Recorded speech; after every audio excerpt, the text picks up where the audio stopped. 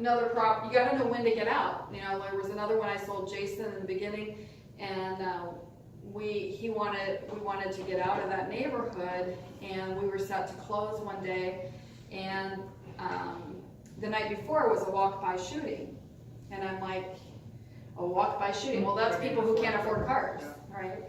So we got to closing, and they said, well, she can't buy it because she had welfare fraud, and they want her to repay this $2,300. I said, okay, I'll pay it. And you know, because I wasn't going to go through that. I knew what was happening around me. I was going to be done then. Right? You're still making money, just get the deal done. Sometimes you just do it. Yeah. So, so types of investment properties. We kind of mentioned that. We don't do a lot of commercial. I think at the beginning investor, it's better to start with residential, and commercial is a different egg. So you want somebody who specializes in that, and I'm not the person to teach you on commercial. And so I go up to 4 units in this class, is what we're doing. So knowing the current rental market is important. As you start out in the rental arena, you want to know what it's like. You know, what are the rents in the area. One thing, there's an app on your phone you can do. It's called rentometer.com, and you put it on your phone. It's on mine now. You can put the address in and how many bedrooms, and it'll search around you and tell you what the average rent should be for that house. You have to be smarter than the app though, and an agent who's actually working the area. Or do you put rental statistics in MLS here? No. It's possible, You can but get some off Zillow. Yeah, Zillow's probably, yeah. Our MLS, we can put it in ours. We have 50% of our properties are rentals because a lot of people are not there all the time in Florida. So a lot of ours is in MLS, but you can probably do it, but people don't do it. So that's probably what that app is taking, is Zillow. If it could be averaging in vacation rentals are an anomaly right now. We actually manage vacation rentals nationwide. So if vacation rental rents are in there, it could thwart it one way or the other. So you kind of need to know what's going on in a property manager who's working it, or if you've got other rents, you'll find. Now, if somebody's renting something out and it rents the first day and there's 3 apps or 5 applicants, you know, next time you're probably gonna raise the rent a little, right? And that's how rents end up changing over time. Same thing is sometimes you put them on, and if they're not filling up, then people bring them down, and that's how rents change. What's the name of that website? Rentometer.com. It's an app on your phone. It's free. Rentometer? Rentometer. Yeah. So that's one way to do it. Then you still have to use your head and then figure out, are rents fast right now or slow? Sometimes if rents have went up fast, those stats might be lower than what it actually is because we're in a better time period, right? As opposed to when things start slowing down, then you might be getting less than it says. So you want to be smarter than your app again, and know what's going on. So right in our market, it's harder to rent a property than it is to buy a property. So we might push the rents a little bit higher than what's on there. It also takes, when rents change quickly, it takes owners a long time to figure that out. So in our case, it took the owners 2.5 years to figure out rents were $300 more because they all lived here or in Kentucky or somewhere else, right? And so they weren't attuned with what's going on in our marketplace. Depends where your people are. You know, maybe you have people that don't live here all the time. I don't know. You also want to know what's your vacancy factor. So 4% is the general vacancy rate factor you can put into your calculations. Sometimes the market's softer, it could be 10%. I tend to, the main thing is, if you're going to analyze a rental property, you want to analyze it the same way every time. If you put in vacancy factors, you want to put them in every time. I didn't put vacancy factor in my sheet that I'm going to give you because I just know what's happening in my market at that time. I just wanted raw information on cash flow per month and that kind of a thing, right? You can stick it in. A lot of apps that you put on your phone, they will have a spot where you put vacancy factor. You just want to make sure you do your numbers the same, so when you compare this property, when you find a few properties you like, you don't know which one to buy, and you want to compare apples to apples, you compare them all the same way. So vacancy factor, whether or not to use property management, I think it's a really good idea to manage your own property in the beginning so that you understand the ins and outs of it and how frustrating things can be.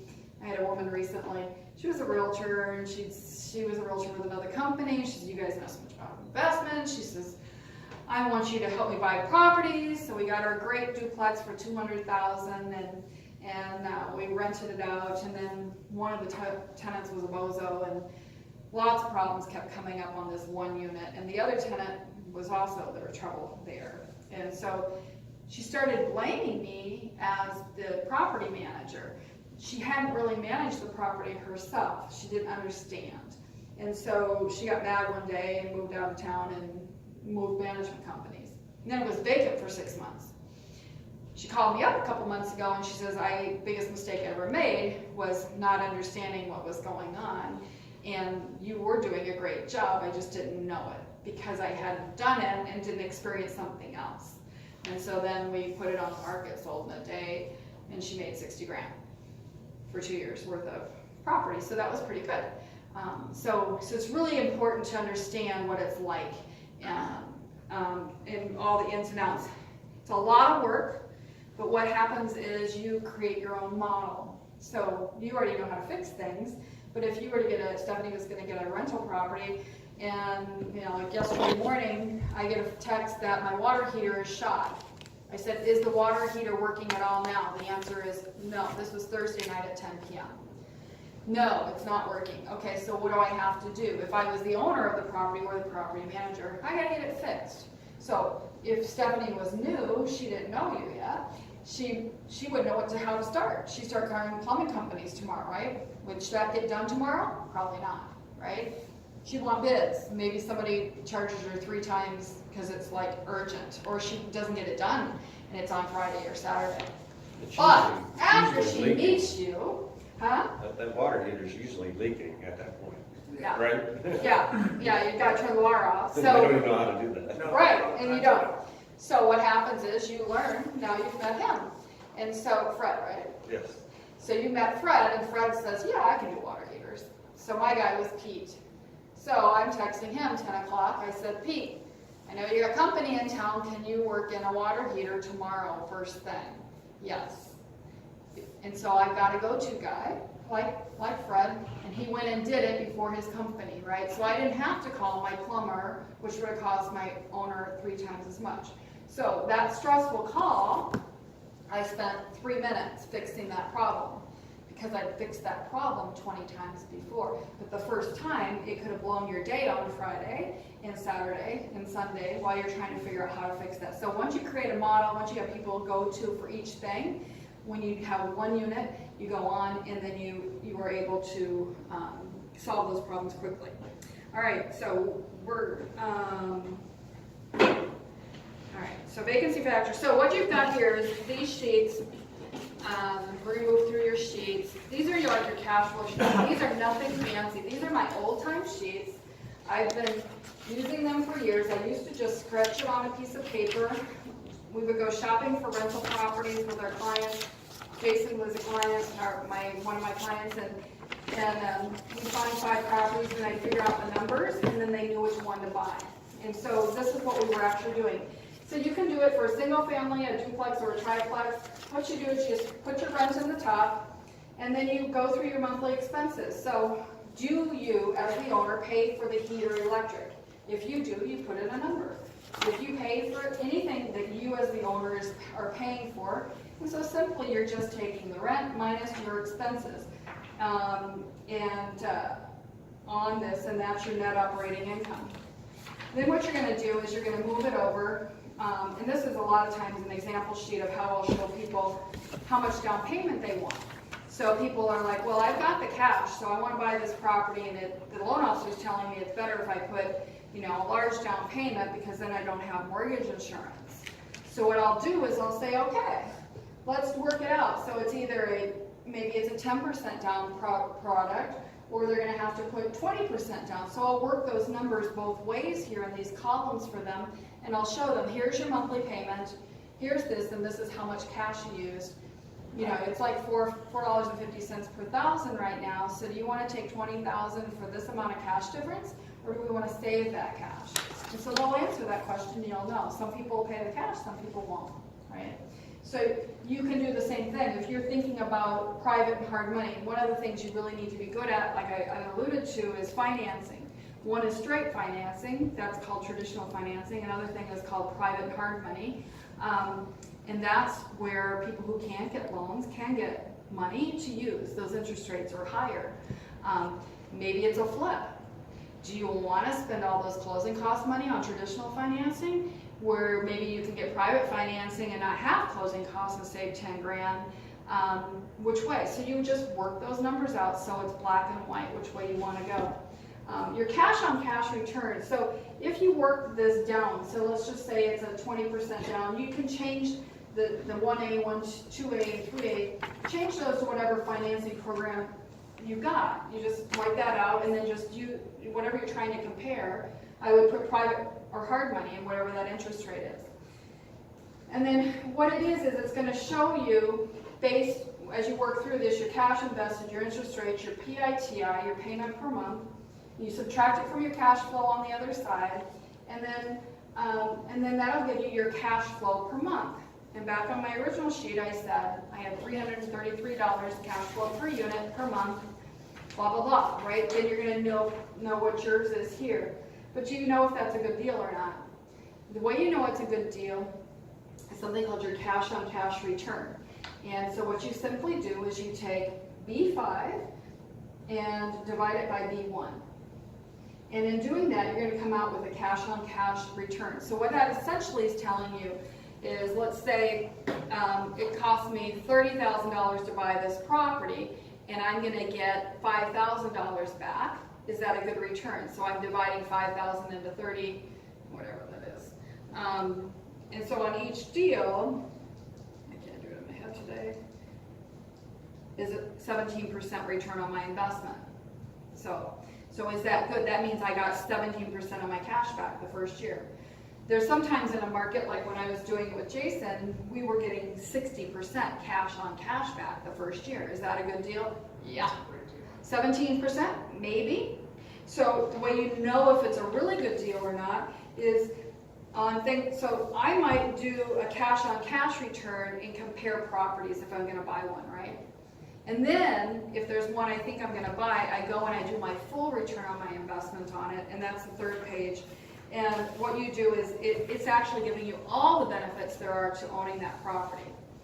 I had heard a seminar from Jeff Worth of Worth Companies in Minneapolis one time. He's a big investor, and he says the secret to becoming a billionaire is earning a total return of 30% per year. Total, not cash on cash, total. So if you worked this down and you were getting 20%, it's probably not a good deal, right? If you work this down, all the benefits, principal pay down, blah, blah, blah, blah, and it comes out to 60%, it could be a good deal. Now, this place where most investors screw up is they analyze their investment the first year, and they forget to analyze it the second year. Like, you have a lot of equity in a couple of your properties. I remember we were talking about this. And so what you need to do is you need to go in and you need to figure out your cash on cash return and your total return. What happens over time is your total return goes down. And the way you do that isn't by the cash that you initially put in, it's by your equity stand. Year 2 is your equity stand. So I run a spreadsheet and I say, I say, okay, what's this property worth today? Boom. Okay, what do I owe? Boom, here's my equity shred. Then I do that, I put that number in here, and I see it go down.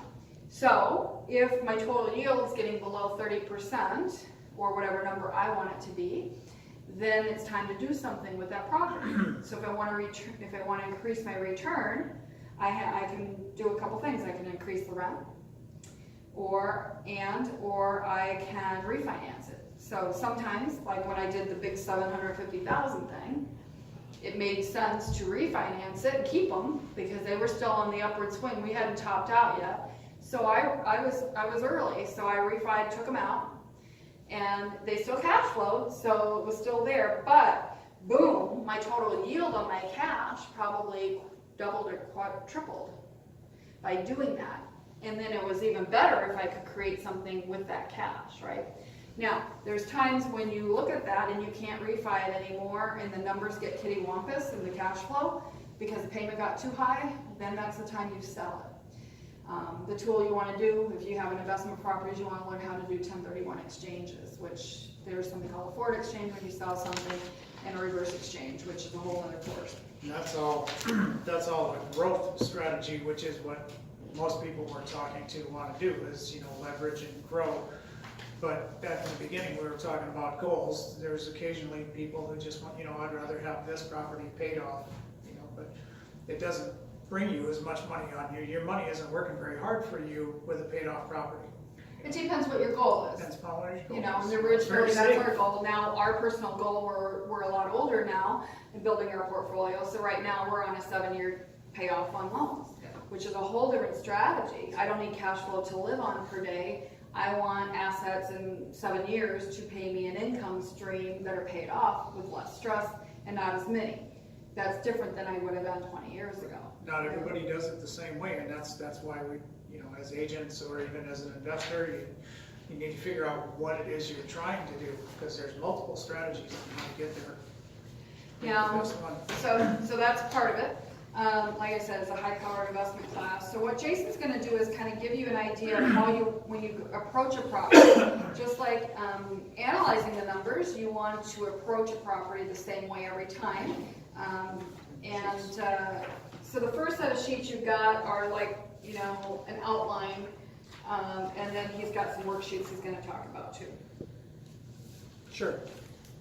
When we're doing rehab projects, the whole goal of when we're looking for a deal is you need to be able to figure out approximately how much that property is going to cost you to renovate and have a good handle on basically what it is you think you're going to do to it, although sometimes that changes once you get into the property. It's nice to have flexibility, you know, to go ahead and change your strategy. But we've looked at a lot of properties and worked with a lot of clients, and you know, the main thing you want to do is, for example, when you're coming into the area, you're going to want to pay attention to the area as realtors. I'm sure are aware of that. Sometimes you have great areas that are kind of on the upswing, and those are nice areas to be in where there's more potential. When I'm pulling up to the house, one of the first things I do is look at the roof, because you can see it better from the street. So you're kind of doing that. Your whole goal is to just analyze this fairly quickly. So you look to see if the roof's in decent condition or whether or not you're going to need to do a new roof on it. We do go around the property on the exterior. If I'm by myself, I'll just do the same thing every time. I'll go around the outside first, but it really doesn't matter. On the outside, these sheets do have a lot of different ideas on, they will help you not miss things if you don't do this a lot. If you've done it a lot, you probably don't even need the sheets so much, but you know, you're going to want to walk the whole inside of the property, the whole outside of the property.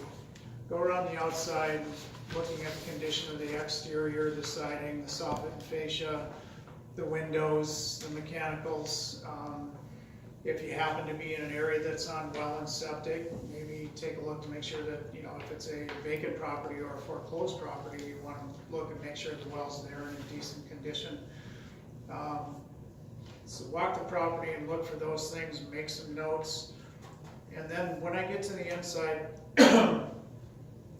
I tend to do it in basic categories so that we can just get a good number, a close number on what the rehab is. And you can, well, one of the things you're going to be looking for is the layout of the home. Because I'm sure you've seen some homes that are just a bad layout, or somebody started to work on them and they thought they were improving and they made them worse. Those are some tough homes to deal with, or a bad layout is hard to change. When you get the feeling that this is a hot selling layout, this is what everybody's looking for, nobody's messed with it, that's always a good property to work with. And then just the condition of it, the most money we've gotten on our return for investment is always paint. That's your basic, that's always great. kitchens and baths, these are not super secrets or anything, it's just doing the work and doing the numbers. Painting is number one, kitchens and baths and flooring are right in there if you're gonna do a renovation.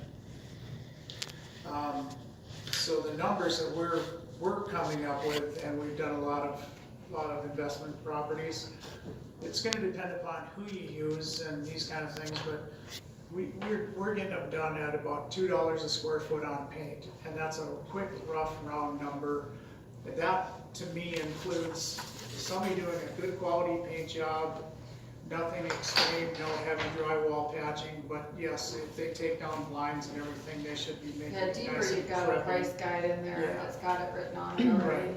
Yeah, So there's there's a a sheet whole like price this. in there. And these are I Southwest tend Florida to just- prices, and we pulled prices throughout the United States in each market we've been in, and they're not too bad. You know, your roofs might be not as expensive as ours, but our windows might be more because we've got hurricanes. Your plumbing's probably more than ours, so. And if you're talking, Your tile roofs are expensive. yeah, they're terrible. Do you have a construction company? I have a contractor license, yeah, I don't have Did you- employees, just Well, that was myself the and I question. subcontract. That was my question. Yeah. We prefer subcontractors over your own crews? That was, yeah. So we use some crews and some subs. Yeah, Right. we do too. I don't have employees, I have some people that I continue to use over and over again. Yeah. And the painting number, these are ballpark ideas so that you can decide, because if it's a good property and you're in a hot market, that property won't wait for you to go spend, a day or so thinking about all this and trying to put together numbers, it's already gone. We're often writing an offer by the time we leave the property if it's good, calling it in. But $2 a square foot, for example, let's just say it's a 1,500 square foot Rambler, and you're just, so 1,500 square foot inside and roughly the same outside, that's like a $6,000 paint job. So you have a quick round number, this is a modest size entry-level home, $6,000 to paint it all. You've already looked to see if there's anything you want to do, if you're getting into moving walls and stuff, you'll have to add some money in, maybe $1,000 if you're doing anything structural with headers and things. But then your flooring, we are doing those at about $4 a square foot, should get you a pretty nice floor. I know you can do carpet generally cheaper than that, but we do a lot of tile floors, and then the wood laminate can be cheaper, it can be more expensive depending upon the choices What that do you you like make to on put in that. here? We're like real wood or wood laminate Real now. Yeah, Real wood, it might be more than $4. definitely. Yeah. Yeah. More. Installed. The Yeah. tile floor is $4 a square foot installed, 18 Yeah. by 18 tiles, which is extremely Yeah, so popular your in flooring's a little Southwest more. Florida. to- But I'd say what's more like 6 or 8, As far depending on as, what you're choosing. well, I'm getting, I'm pretty much getting $2 to $3 a square foot, not for the installation Yeah. included, but Yes, we've the found product. some good Yeah, so that stuff. would be, 5 or 6. Yeah, and that's about, when I say $4 a square foot on tile, it's allowing about $2 a square foot for the tile and $2 a square foot for 50% install. for the- Yeah, So that's that, and again, you'll know what is in your market more. If hardwood floors are more popular, then that number might adjust to 6 or 4. yeah, But if you have that number, that $4 a square foot, and you go in and okay, my floors are gonna be 6,000, the paint is gonna be 6,000. Kitchens and bath, and again, we're not talking about, these numbers obviously can vary if you're gonna go to a high level. I think you guys do High-end some property, yeah. high-end Right. property. so, But this is a good entry-level product. We can do kitchens, install with granite countertops and vanities in the bathrooms to match, which is always nice, get them to look the same. $10,000 to $12,000 would be a real basic kitchen. You can go up from there if you start adding a lot of that's a cheap pantries. kitchen. Right. Yeah, it's a real basic Yeah. entry level, but it would be hardwood doors, soft close, And, you know, I mean, solid You're cabinetry, getting soft your close. cabinet source. Yeah, They're on depending on, Miami, yeah, but yes. yeah, see where, yeah. There- Things are There's a Florida. cabinet source, I Yeah. could definitely give you the number for Our guys that. drive to Miami to get Yeah. cheap cupboards, yeah. But if he has a contractor's license, they would ship to him. Yeah, Yeah. I don't know if they should. We're doing it. Anyway, Okay, whatever, right. yeah. Well, we do our own electrical, plumbing, drywall. No, we sub out drywalling, flooring, Yeah. floor installation, paint. Yeah, But the crews work on all the other stuff. all the other So- stuff, so, okay. So what we're trying to do is we give our buyers these tools Yeah. because we find if people are like, oh my gosh, it needs this or this, they don't know you don't know how much it's gonna Right. cost. And so the more you go and you kind of do your numbers, and the more properties you see, we can each go in and I'll look, I don't write it down, he writes it all down, and then we're always within $3,000 to $5,000 of each other. $6,000 just by on paint, eyeballing it in 6,000 3 on minutes. floors, Because 12 on the kitchen. yeah, because what happens is you go and show them a house, you gotta decide on the spot if you want this thing or not. Is it in the running or not? You still have an inspection Right. period. You gotta go ahead and make the decision, and so that's why it's super important to know your numbers and get used to practicing this, or go and say, okay, this one needs paint and carpet, okay, boom, boom, this is about how much it is. You're close, And you then need you to can add do on it for your, each, like, still doing it in lump numbers, but the kitchen, you know, you're still gonna have to add on for plumbing, faucets, and the plumber to hook everything up, and these kind of things, you know, in the bathrooms, yes, you have the cabinets in there, but you're probably gonna, at that level, you're probably gonna redo the bathtub with some tile around it, you know, that's another 1,500 or 2,000 per bathroom to do that. So you just do these That's fast it. numbers like that, you'll. that way you can make an offer, because if you Yeah. wait to get the bids, the house is gone. And you can Or decide you pay for it afterwards, again. you make your offer, obviously, you know, subject to inspection. Occasionally, we will pull that out of there, but that's rare, that's more for ourselves than for a client, it's up to the How client, experienced of the course. client is. Yeah. Yeah, how secure Client. they are in their numbers, if we're Depends on the secure in our client. numbers, we can pull the inspection out of it and have a leg up on the offer, but, you know, you do need to be able to walk in and go, okay, this one has good potential, I like the layout, and you spend 5 or 10 minutes going and adding it up in your head to be able to say I can do this for 35,000, or no, this one's gonna be 60,000 because it's, you know, it needs a roof and it needs mechanicals and there's some plumbing and wiring problems, you know, and you can, if you do this and do it, make a point of going and doing it often. Keep trying to run it, keep trying to do these and figure them out. You can do it very quickly. Right. Yeah.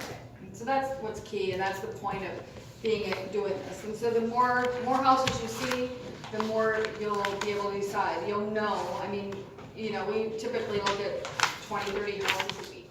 Yeah. And so we've already selected the better ones that are coming through once you continuously look. A lot of times, most realtors are not on the ball and they don't stay up on it. Only if a client says, I want to look at something, do they go and see things. And so the screaming deals, even in a tight market, they come and they leave the market before most people know they were there. And so you need A day or so and they're you gone. need to be familiar with it, keep previewing it, because then when that screaming deal comes through, you know it's there, boom, you know, you're in the driveway writing your offer on the spot, so. Yeah, I was gonna go. My sister is, I told her, I was like, well, I don't think she'll be done about this time. Yeah, good, we are, we're just finished up now. That's So what I thank you for figured coming. anyway. Yeah, thanks for Well, coming. thanks for coming. All right, thank See you later, you. Scott. Nice. I'll talk to you later. Call me tomorrow or Okay. Monday. Gotcha. So, yeah, any questions about the rehab part of it, or any of it, or? Well, it's funny that you were going through this and just, you know, whipping off a number like that. My tedious way would be to call the plumber or call the painter and say, can you come over and give me a quote? It takes time to get him over there, and then you piss him off because you didn't use him. Right. So the more I know that the more you do that, you're more familiar with rehabs and stuff because you're doing them all the time. Yeah. Right. Well, he can eyeball them. Plus, he is the plumber Yeah. and the You electrician. know, I'm getting better at a lot of things, but I've only been doing it for 8 or 9 years. Frank's been in the business for 30, but Yeah. also the license So what you is can do really is you can, important when it comes to you electrical know, plumbing. you can use these forms Yeah. and figure it out on your own, and then, you know, so you got an eyeball sense right on the spot where Get you're a at. quick enough number that you know you're Yeah. Make a not decision. way off on your numbers. and It's then- either in or out. Some of these I'm more familiar with than others, you know, you were talking about flooring, well, I put in several floors and now I know what it Yeah, costs. right. You know, Yeah. you guys are right, close, $4 is a little low, I think. That's something you Flooring, can do yourself as 6. floors Yeah. without paying for installation, right? I can, but I'm getting older. I know, it hurts your No. knees. It hurts my It hips. does, it hurts. Frank's not doing any of this work I know, he's told me anymore. that, I haven't picked up a hammer. Not even in our own First time he picked up house. a hammer was over at Glenn's. Not at our own house.